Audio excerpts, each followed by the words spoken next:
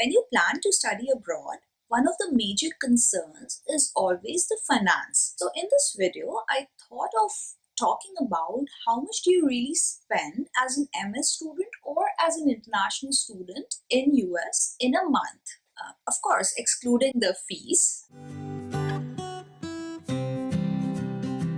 So I'll divide this in two parts. One will be the expenses that will be like one-time expenses, things that you'll spend on just once. And then there'll be expenses that are recurring expenses that you'll probably, like that you'll spend on pretty much every month. So yeah, let's talk about the expenses. So let's first talk about the one-time expense. So these are the things, as I mentioned, that you'll invest once and then you're done with it. So, first thing that you'll probably invest here would be like a mattress at least and a pillow, which would which cost me like about $200, but you can really get it cheaper also easily. It depends on what you really want, and then you can also buy a used one. I don't know if you want to do that, but that's also a possibility. But yeah, be aware of the bed bugs. So I've heard that you can like kind of get those, and then if you want to get the whole treatment done, that might just get super expensive. And then another thing that you would want to have is like a comforter or a bed sheet comforter set, depending upon if you brought bed sheet from India or not. But yeah, that is something that would be really important, which would cost you like about 50 or $50 is fine, I think, and you can easily get it from like a cheaper store, Target or IKEA, or even online. And then like a basic table and chair. Many places also provide you with that, so you might want to check that first. But that would be one thing. That you can get pretty cheap too. Like I would say probably for $50 or something from IKEA, Target, or any other cheap place. So you might also have to buy other things like kitchen utensils and stuff depending upon your need. So I bought a microwave, and that's it. So a microwave would cost you like about $50 if you buy a cheap one. And then like depending upon how many people or roommates you have and how many people you're splitting it with, so that the cost would then vary depending upon that. Now let's talk about the recurring cost. So these are the costs that really, like it's more like a monthly kind of a thing.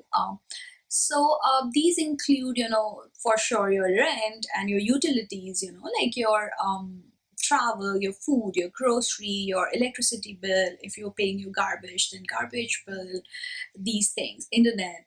So first is rent. Rent really again varies depending upon. So first one is rent. Rent again really varies depending upon where you're staying. Then how many people you're sharing it with.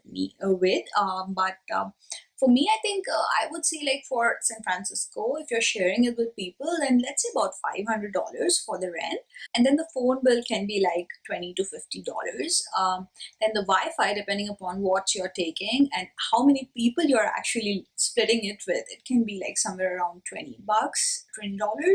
And then electricity bill again depends on usage, but for me, I don't think it ever came more than like $20. But of course, as I mentioned, everything can like be reduced depending upon how many people you're splitting up with, and I feel like it's always more economical to share things with people because it always gets cheaper. So next is grocery.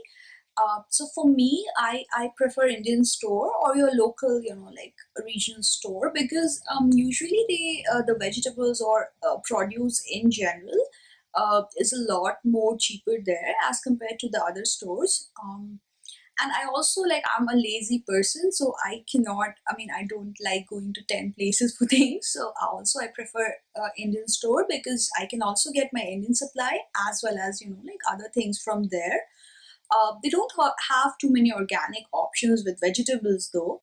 So I also like Indian store because they also deliver online. So if you're being lazy, it's helpful. So for organic, I usually do like an Amazon Fresh. It's not like very expensive, so I think it's reasonable. So I would say for that, like about 150 for my grocery, like vegetables, other produce, and also like my toiletries, like brush related. I mean, like home related stuff. I also like to cook at home, so my like eating out bill or food bill is not a lot more different than the grocery bill because I eat out occasionally, but not like that often. So my food was also sort of covered in this grocery list, in this grocery expenditure number. Then next is transport. So again, transport also depends on if you are, like taking a public transport, or if you live very close to your school and you're walking every day, or you use a bike. So for me, it was not more than $100 ever per month, even when I was taking Uber sometimes. Um, and if you want to like bike or want to get a scooter or something, so that would be also like a one-time investment thing. And then the next one is entertainment. So entertainment can actually be really cool and free in US, at least in San Francisco. So I feel like for at least 6 months or something, I spent like literally zero on entertainment. I felt like I was entertained anywhere anyway. And there are like lots of free events, free foods that you can, just attend. And there are like so many places to just go, beaches and everything, which is free. So you don't really need to spend much on entertainment, other than like if you're an Avengers movie fan, or like a certain type of movie that you want to go out and watch, you would spend there, but not like a lot. So for me, it's $0. So for me, I would say, like, as a student, the total expenditure, the total money you would spend as a student is like about 800, if you're not spending too much, and also not like like holding yourself back in spending money, then like about $800 per month. But then if I think $500 is just for rent, so if you can find a cheaper place, you can save a lot more. So that's it for me today. If you think I missed out on some basic, like really important expense, please let me know in the comment section below. And if you have any questions, you can always reach out to me, through any of the social media handles, through Instagram, or send an email to me. So I'll try to reply as soon as possible. And I'll see you next time with another video. Take care.